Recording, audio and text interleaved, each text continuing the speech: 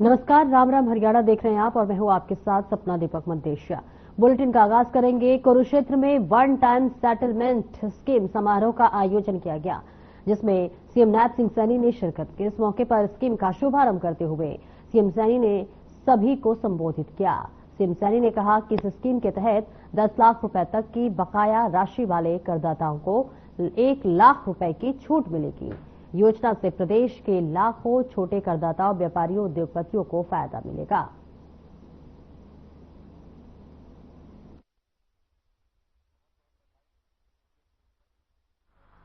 आज का दिन विशेष दिन भी है। आज 23 मार्च है।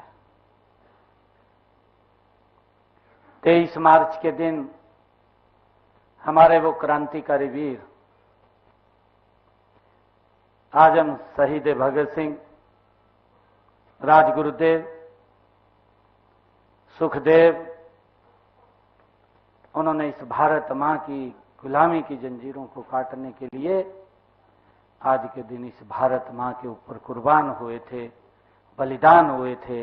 ऐसे महान क्रांतिकारी वीरों को भी मैं प्रणाम करता हूं, उनको दिल से धन्यवाद करता हूं। जिन महापुरुषों के कारण इस कुरुक्षेत्र धर्म के क्षेत्र, कुरुक्षेत्र की इस पवित्र भूमि पर, पावन धरा पर, हरियाणा प्रदेश के हमारे करदाताओं के लिए एक मुश्त निपटान योजना ओटीएस स्कीम 2025 का आज मुझे शुभारंभ करने का अवसर मिला है। मैं इसके लिए पूरे हरियाणा प्रदेश के सभी ऐसे करदाताओं को आज बधाई भी देता हूं, शुभकामनाएं भी देता हूं, क्योंकि सरकार की सोच है। सरकार उस सोच के ऊपर काम कर रही है कि लोगों के जीवन में दिक्कतें ना हो, उनका जीवन सरल हो।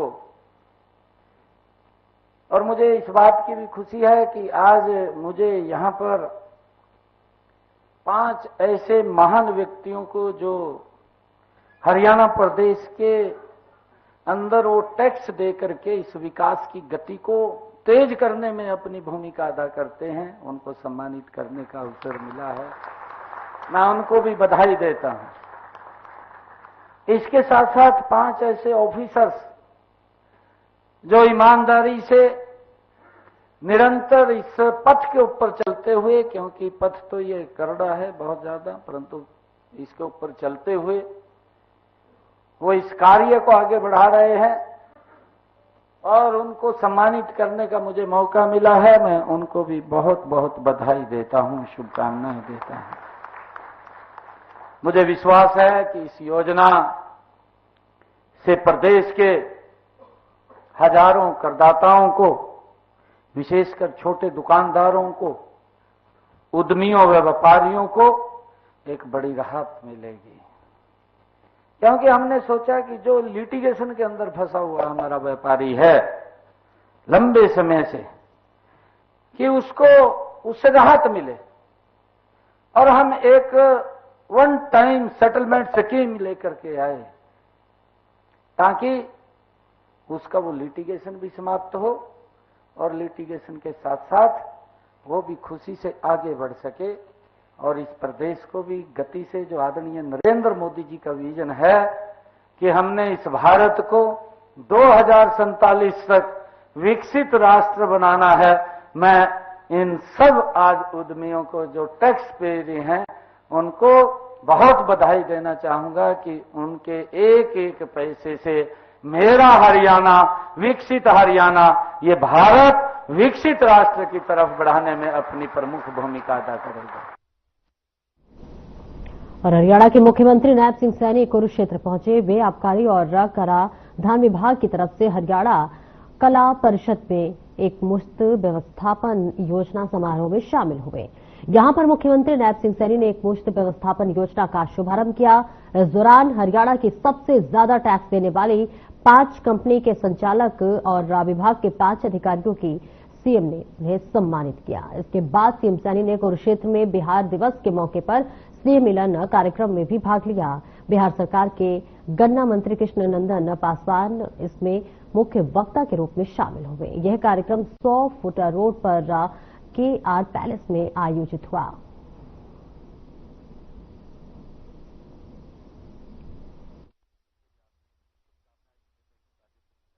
आज का दिन विशेष दिन भी है। आज 23 मार्च है।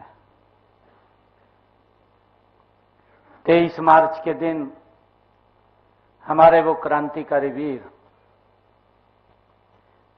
आजम शहीद भगत सिंह, राजगुरुदेव, सुखदेव, उन्होंने इस भारत मां की गुलामी की जंजीरों को काटने के लिए आज के दिन इस भारत मां के ऊपर कुर्बान हुए थे, बलिदान हुए थे। ऐसे महान क्रांतिकारी वीरों को भी मैं प्रणाम करता हूं, उनको दिल से धन्यवाद करता हूं। जिन महापुरुषों के कारण इस कुरुक्षेत्र, धर्म के क्षेत्र कुरुक्षेत्र की इस पवित्र भूमि पर, पावन धरा पर, हरियाणा प्रदेश के हमारे करदाताओं के लिए एक मुश्त निपटान योजना OTS स्कीम 2025 का आज मुझे शुभारंभ करने का अवसर मिला है। मैं इसके लिए पूरे हरियाणा प्रदेश के सभी ऐसे करदाताओं को आज बधाई भी देता हूं, शुभकामनाएं भी देता हूं, क्योंकि सरकार की सोच है।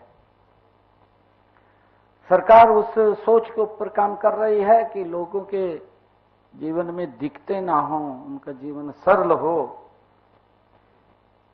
और मुझे इस बात की भी खुशी है कि आज मुझे यहां पर 5 ऐसे महान व्यक्तियों को, जो हरियाणा प्रदेश के अंदर वो टैक्स दे करके इस विकास की गति को तेज करने में अपनी भूमिका अदा करते हैं, उनको सम्मानित करने का अवसर मिला है। मैं उनको भी बधाई देता हूं।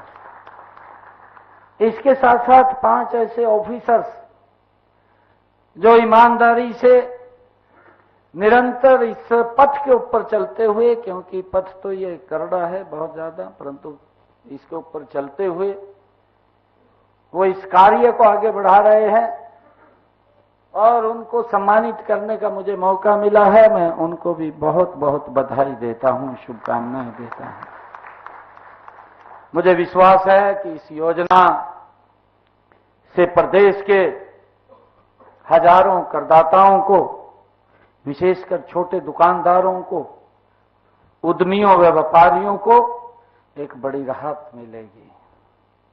क्योंकि हमने सोचा कि जो लिटिगेशन के अंदर फंसा हुआ हमारा व्यापारी है लंबे समय से, कि उससे राहत मिले और हम एक वन टाइम सेटलमेंट स्कीम लेकर के आए, ताकि उसका वो लिटिगेशन भी समाप्त हो और लिटिगेशन के साथ साथ वो भी खुशी से आगे बढ़ सके और इस प्रदेश को भी गति से, जो आदरणीय नरेंद्र मोदी जी का विजन है कि हमने इस भारत को 2047 तक विकसित राष्ट्र बनाना है, मैं इन सब आज उद्यमियों को जो टैक्स पेयर हैं उनको बहुत बधाई देना चाहूंगा कि उनके एक एक पैसे से मेरा हरियाणा, विकसित हरियाणा, ये भारत विकसित राष्ट्र की तरफ बढ़ाने में अपनी प्रमुख भूमिका अदा करेगा।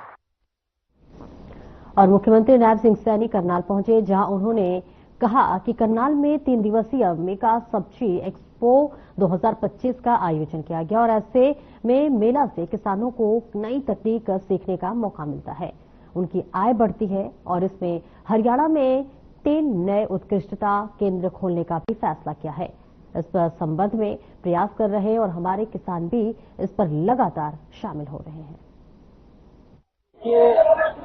ये 3 दिवसीय जो ग्राउंडा उत्कृष्ट केंद्र पर मेगा सब्जी एक्सपो का आयोजन हुआ है। इस प्रकार के जो मेले लगते हैं उनका किसानों को नई नई तकनीक जानने का, उसके नजदीक जाने का, उसको सीखने का ये मौका मिलता है और इससे हमारे किसान लाभान्वित होते हैं, उनकी इनकम बढ़ती है, उनका जो लाभ है उसका फसल चक्कर के अंदर उसको लाभ मिलता है। और सरकार भी इस प्रकार से हमने अभी बागवानी के क्षेत्र के अंदर भी एक बड़ा बजट इसके अंदर बढ़ाया है ताकि हमारा किसान इस बागवानी हॉर्टिकल्चर के अंदर और ज्यादा जुड़े और वो धान और गेहूं के इस फसल से बागवानी की तरफ बढ़े, जिससे कि उसकी इनकम हो। हमने 3 हरियाणा में नए उत्कृष्टता केंद्र खोलने का भी निर्णय किया है, चाहे अमरूद है और चाहे हमारा किन्नू है और लीची है। हमने इन हरियाणा के अंदर अलग अलग क्षेत्र के अंदर, चाहे अमरूद के लेकर के है, चाहे लीची को लेकर के, खजूर को लेकर के है, हमने अलग अलग क्षेत्रों के अंदर किसानों को इस उत्कृष्टता केंद्र खोल करके उनको जानकारी उसके साथ जोड़ने का काम, ताकि हमारा किसान उसकी तरफ बढ़े और उसकी इनकम बढ़े, उसको लेकर के हम प्रयास कर रहे हैं और हमारा किसान भी उसके अंदर लगातार जुड़ रहा है। मैं आज इस जो एक्सपो सब्जी ये 2025 आज समापन समारोह है, इसके अंदर जितने भी पिछले 3 दिनों में हमारे किसान आए हैं और उन्होंने जानकारियां ली है और उससे प्राकृतिक खेती की तरफ भी वो बढ़ते हैं, उसकी इनकम बढ़ती है।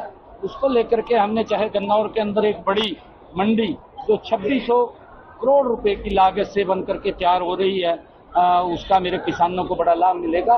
तो इस प्रकार के बाजार भी हम खड़े कर रहे हैं ताकि किसान को कोई दिक्कत समस्या ना आए और इस जो उत्कृष्टता जो ये सब्जी एक्सपो 2025 का ये आयोजन हुआ है, इसके लिए मैं सभी अधिकारियों को भी और आयोजकों को भी और जो लोग यहाँ पर आए हैं जिन्होंने बहुत कुछ देखा है, सीखा है, उन सबको भी बहुत बहुत बधाई और शुभकामनाएं देता हूँ। क्योंकि यहाँ पर जो तकनीक है और तकनीक इजराइल के माध्यम से लेकर के हमारे किसान उसका लाभ उठाते हैं। मैंने देखा भी है, चाहे वो टमाटर की पेड़ की बात हो, इस तकनीक के माध्यम से टमाटर की पैदावार ज्यादा होती है, बैंगन की होती है, शिमला मिर्च की होती है, आलू की होती है।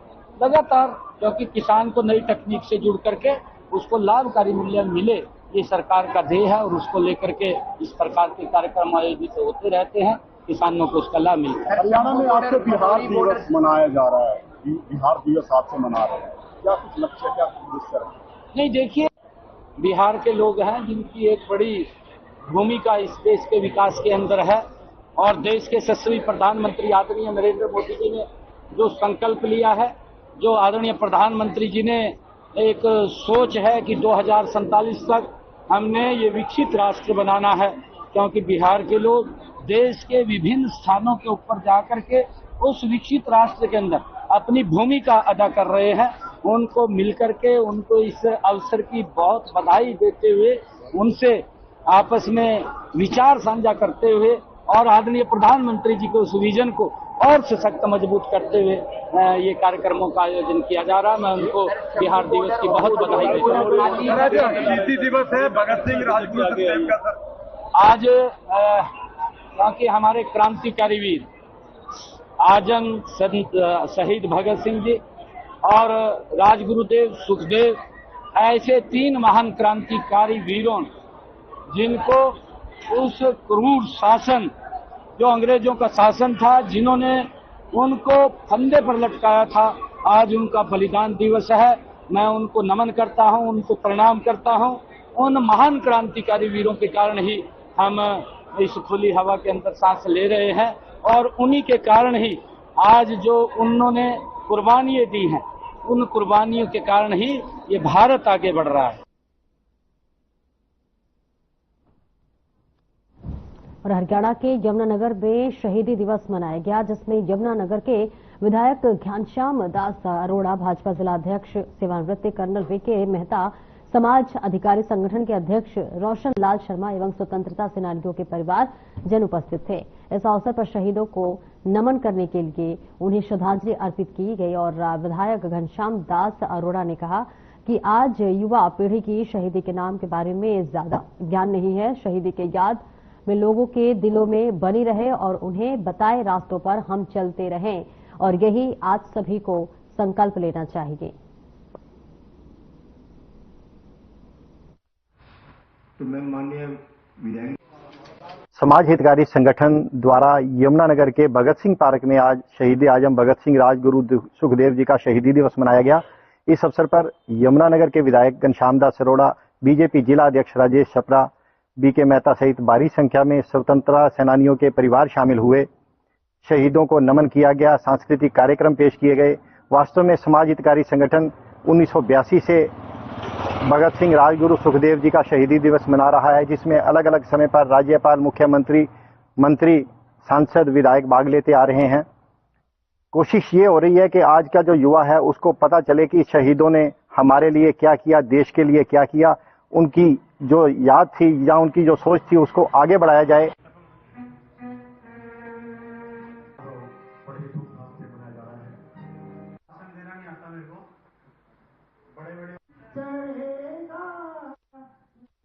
फरीदाबाद के बल्लभगढ़ शहीद राजा नहर सिंह पार्क में शहीद स्मारक पर शहीद आजम भगत सिंह राजगुरु एवं सुखदेव को श्रद्धांजलि अर्पित की गई। पूर्व कैबिनेट मंत्री और विधायक पंडित मूलचंद शर्मा के बड़े भाई टिपर चंद सभा शर्मा, पार्षदगढ़ और भारतीय जाट सभा के प्रधान सुभाष चौधरी और पदाधिकारी और गणमान्य शहरवासी मौजूद रहे। और वहीं पूर्व कैबिनेट मंत्री के बड़े भाई टिप्पर चंद शर्मा ने कहा कि 23 मार्च 1931 की लाहौर जेल में इन सभी को फांसी दे दी गई थी और उन्होंने देश प्रेम से हंसते हंसते मौत को गले लगा लिया था। उन्होंने ऐसे अमर शहीदों को नमन, वंदन और श्रद्धा सुमन अर्पित किया।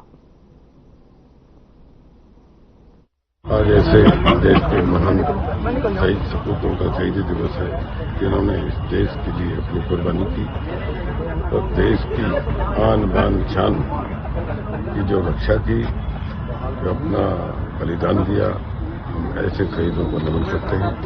आज बल्लभगढ़ में राजा नहर सिंह पार्क में सब लोग हम इकट्ठे होकर उनको नमन करते हैं, श्रद्धांजलि देते हैं।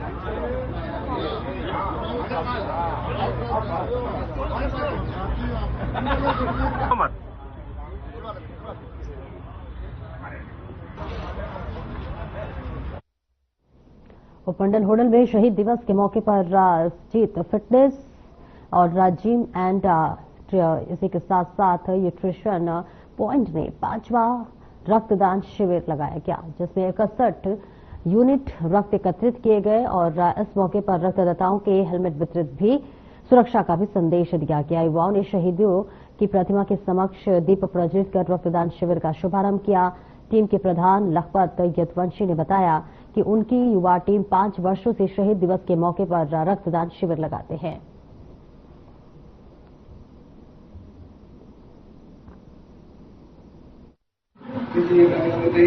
रक्तदान सबको करना चाहिए। रक्तदान महादान होता है, ये हर प्रत्येक व्यक्ति को करना चाहिए। इससे किसी इंसान की जान बचती है तो ये किसी के जीवन का सहयोग होता है, जिससे तो रक्तदान सबको करना चाहिए। तो इसलिए हम शहीदी दिवस पे कहना चाहिए कि सबको रक्तदान करना चाहिए। रक्तदान महादान का एक नारा होता है, तो रक्तदान महादान होता है, तो आप रक्तदान कीजिए। जीत न्यूट्रिशन और जीत फिटनेस जिम की तरफ से हमने एक छोटा सा सिविल कैंप लगाया है ब्लड डोनेशन का। इसमें मेरे सभी प्यारे भाइयों और बहनों ने पूरा सहयोग दिया है। और 23 मार्च में शहीदी दिवस के कारण भगत सिंह सुखदेव राजगुरु उनकी याद में हमने एक ब्लड डोनेशन कैंप लगाया है, जिसमें मेरे सभी बड़े भाइयों और छोटे भाइयों ने पूरा सहयोग किया है। उसमें हमने 40 से 50 यूनिट ब्लड डोनेशन किया है और ज्यादा से ज्यादा संख्या में लोग पहुंचकर भैया जो भी है अपना भाईचारे की तरफ से इसका सहयोग करें। भारतीय महिला मुक्केबाज स्वीटी बोरा ने हिसार में प्रेस कॉन्फ्रेंस की, जिसमें उन्होंने बताया कि उन्हें लंबे समय से उनके पति दीपक हुड्डा द्वारा प्रताड़ित किया जा रहा है। स्वीटी ने बताया कि उनके ऊपर संपत्ति हड़पने जैसे आरोप लगाए जा रहे हैं, जबकि आर्थिक रूप से कमजोर होने के बाद भी स्वीटी ने दीपक हुड्डा से शादी की थी। यहां तक कि स्वीटी ने कुछ अधिकारियों पर भी आरोप लगाते हुए कहा कि उन पर दबाव बनाने की कोशिश की जा रही है।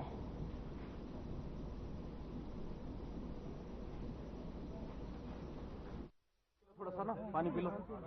और उसके अभी मैं थोड़ा सा ठीक महसूस कर रही हूँ, लेकिन तभी मैं आई। मैं अभी भी इतना कैपेबल नहीं हूँ कि मैं बहुत ज्यादा बोल पाऊँ, लेकिन फिर भी मेरी मजबूरी हुई कि आने की, क्योंकि मेरे को बहुत ज्यादा परेशान किया जा रहा है, बहुत ज्यादा प्रताड़ित किया जा रहा है। मैं आप लोगों को बता दूं कि 2015 से मैं दीपक हुड्डा को जानती हूँ। उसने, जब मेरी पहली बार उनसे बात हुई थी तो उन्होंने मेरे को इमोशनली ब्लैकमेल बोल सकते हैं, इमोशनली मेरे को बोला कि मैं बिना माँ बाप का बच्चा हूँ, और मेरी मतलब ऐसे करके एक सॉफ्ट कॉर्नर उसने हमारी फैमिली में और मेरे अंदर बनाया। और मेरी बातचीत उनसे शुरू हुई 2015 में। मैंने जब उस इंसान से बात करना स्टार्ट किया, उस टाइम मैं आपको बता दूं कि आज वो संपत्ति हड़पने के मेरे ऊपर आरोप लगा रहा है। ये है कि ये जो सब इन्होंने हालात बताए, अकॉर्डिंगली इन्होंने एप्लीकेशन दी। जांच के दौरान 10, 12, 15 दिन की जांच के बाद उन्होंने दीपक को बुलाया, वो नहीं आया, और उसके बाद उन्होंने एफआईआर दर्ज की। एफआईआर दर्ज करने के बाद इनके बयान रिकॉर्ड हो गए, इन्होंने सारा रिकॉर्ड भी दे दिया। उसके बावजूद आमने सामने वेरिफिकेशन के लिए इनको बुलाया गया ताकि वो पैनिक अटैक वाली जो पोजीशन आई। अब उसके बारे में हमें कहना चाहता है कि जब हमारे पास जो गाड़ी की बात थी, गाड़ी का तो लिखित रिकॉर्ड है, महेंद्र जी के नाम है, इनके पिताजी के नाम है, गाड़ी उनके नाम नहीं है फॉर्च्यूनर। ट्रांसफर हो गया, सब स्क्रिप्टेड लग रहा है हमें तो। ये तो स्वाभाविक है साहब, खबर रादौर से है, जहां के गांव गोमथला राव स्थित देश के इकलौते इकबाल मंदिर में शहीदी दिवस पर कार्यक्रम का आयोजन किया गया, जहां मौके पर थाना जटलाना प्रभारी संदीप कुमार ने बतौर मुख्य अतिथि शिरकत की और शहीदों को प्रतिमाओं पर पुष्प अर्पित कर उन्हें नमन किया। तो वही कार्यक्रम की अध्यक्षता बताते चले कि इकबाल मंदिर के संस्थापक एडवोकेट वर्ग्याम सिंह को इसने मौके पर थाना प्रभारी संदीप कुमार ने कहा कि शहीद दिवस पर शहीदों को नमन कर वे अपने आप की गौरवशाली समझते हैं, सौभाग्यशाली समझते हैं। और वही उन्होंने कहा है कि आज हम सभी को शहीदों के सपनों को साकार करते हुए क्षेत्र के नशे व अन्य बुराइयों से दूर रहकर भाईचारे का संकल्प लेना चाहिए, जहां सरकार को शहीदों व क्रांतिकारी वीरांगनाओं को संवैधानिक रूप से शहीद का दर्जा देना चाहिए और ये देश में वीर शहीदी एवं क्रांतिकारी वीरांगनाओं को जो है श्रद्धांजलि होगी। मैं आज इंकलाब मंदिर गोमतला में आया हूँ। बहुत बड़ा शहादत का दिन था ये, तो मैं यहाँ पे जो पुष्प अर्पित किए हैं मैंने, तो मेरे लिए बड़ा सौभाग्य का दिन है आज ये। जो मैं आज यहाँ पर आके और मैंने यहाँ पे पुष्प किए हैं और यहाँ के जो टीम है उनसे मिला हूँ, तो देखा बहुत अच्छा माहौल लगा मुझे यहाँ। मैं यही संदेश देना चाहूंगा मेरे क्षेत्र वासियों को कि जो हमारे शहीदों ने जो एक भारत का सपना लिया था कि नशा मुक्त रहेगा, सब कुछ रहेगा, लोग आपस में मिल के रहेंगे, तो मैं यही संदेश देना चाहूंगा आज शहादत वाले दिन कि भाई सभी के सभी एक तो नशे से दूर रहे और दूसरा सब मिलजुल कर भाईचारा सब कुछ चैन में रहे। देखिएगा, इनकलाब मंदिर में आज शहादत के दिन एक श्रद्धांजलि कार्यक्रम रखा गया था, जिसमें क्षेत्र के सामाजिक संगठन और शहीद प्रेमियों ने इनकलाब मंदिर में आकर के अपनी श्रद्धा के पुष्प वीर शहीदों को अर्पित किए और नमन किया। देखिएगा, शहीदों की शहादत, कुर्बानी, त्याग और बलिदान से हमें आज आजाद भारत में सांस लेने का सौभाग्य प्राप्त हुआ है, लेकिन हमारा और हमारे देश की सरकारों का दुर्भाग्य है कि जिन वीर शहीदों ने कुर्बानी, त्याग, बलिदान देकर के हमें आजाद भारत में सांस लेने का सौभाग्य दिया, उन्हें आजादी के इतने वर्ष बीत जाने के बाद भी संवैधानिक रूप से शहीद का दर्जा नहीं मिला। मैं आज शहादत दिवस पर केंद्र सरकार से मांग करता हूं कि जिन वीर शहीदों और क्रांतिकारी वीरांगनाओं ने निस्वार्थ अपने प्राणों की आहुति दी, कुर्बानी दी, त्याग दिया, बलिदान दिया, उन्हें संवैधानिक रूप से शहीद का दर्जा दिया जाए।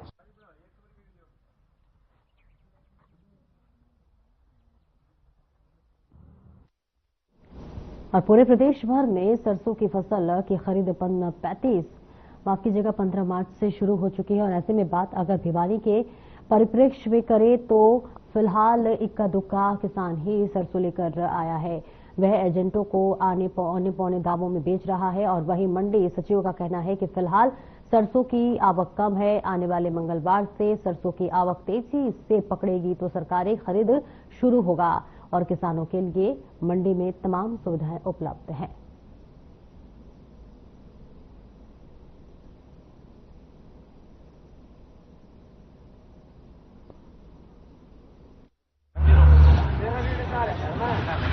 क्या सरकार की जो नीतियां हैं, ये व्यापारी हटाने की नीतियां हैं, इसके खिलाफ मतलब हमारे ऊपर इतनी शर्तें थोपी जा रही है, उन शर्तों को हम भरपाई नहीं कर पा रहे। जैसे हमारे पास 25 लाख रुपए सिक्योरिटी, मकान की रजिस्ट्री, 2 ब्लैंक चेक, ये आप जमा कराओ। जब आपको हैंडलिंग एजेंट मतलब लेबर कॉन्ट्रैक्टर ठेकेदार बना के हमारे को, न कि आड़ती, फिर भी 25 लाख रुपए जमा करा के ना हमारे को आड़ती का दर्जा नहीं मिल रहा, हमें तो एक ठेकेदार और मजदूर का दर्जा मिल रहा है, और वो राशि हमारे को 3-4 महीने बाद वापस मिलती है।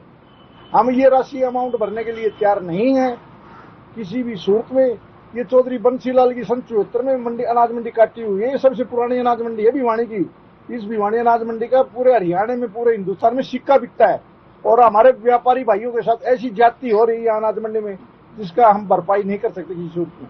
भिवानी में जैसे हरियाणा, पूरे हरियाणा के देखे जाए तो साउथ हरियाणा के अंदर सरसों की अराइवल जल्दी हो जाती है, और हमारे इस डिस्ट्रिक्ट में थोड़ी सी लेट होती है। और अभी भी आप देखोगे तो कटाई चल रही है, और मंडे से संभावना है कि सरसों की आवक स्टार्ट से शुरू हो जाएगी। रीजन क्या? नहीं, अप्रैल का 1 अप्रैल से नहीं, अभी मंडे से हो जाएगी, परसों से शुरू हो जाएगी, क्योंकि कटाई चल रही है अभी, और सरसों अभी शुरू हुई आनी। अब तक और कुछ अराइवल है, लेकिन गिल्ली है सरसों, बिक नहीं पाई अभी। होने वाली किसान मंडी में हमें अंदाजा है कि सोमवार मंगलवार तक किसान आने शुरू हो जाएंगे मंडी में रेगुलर। मंडी में किसानों के लिए सभी प्रकार की व्यवस्थाएं हैं जी, पानी की है, और कैंटीन है हमारी, खाने के लिए 10 रुपए में जो है ना, और पौष्टिक भोजन मिलता है।